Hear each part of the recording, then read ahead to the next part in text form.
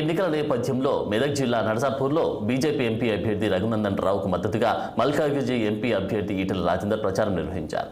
ఈ సందర్భంగా ముఖ్యమంత్రి ఇచ్చిన హామీలు నెరవేరుస్తానన్నారు. కానీ మహిళలకు ఉచిత బస్సు మాత్రమే అమలవుతుందని ఆరోపించారు. మోదీ ఏమిచ్చిండు గాడిద గుడ్డు అని ప్రతి మీటింగ్లో చెబుతున్నారని, ఇక ఆడబిడ్డకు 2500 ఇస్తారని చెప్పారు. ఇంతవరకు ఒకరికి కూడా ఇవ్వలేదని మండిపడ్డారు. తెలంగాణలో జీతాలు పెంచమని అంగన్వాడీ టీచర్లు ఉద్యమం చేస్తే వారికి తాను మద్దతుగా నిలిచానన్నారు. బీజేపీ అధికారంలోకి వస్తే పేదలకు ఇల్లు కట్టిస్తామని, ఆగిపోయిన ప్రాజెక్టులను పూర్తి చేస్తామన్నారు.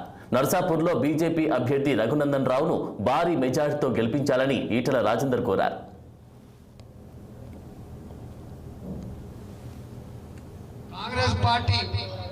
కాంగ్రెస్ పార్టీ రేవంత్ రెడ్డి మాటలు గాడి చేసి కాలం గడుపుతున్నాడు తప్ప మనకు వదిలిపెట్టేది తెలియదు. కాబట్టి రేపు మేము వస్తే, రేపు భారతీయ జనతా పార్టీ వస్తే మన పిల్లలకి నౌకర్లు ఇచ్చే ప్రయత్నం చేస్తాం.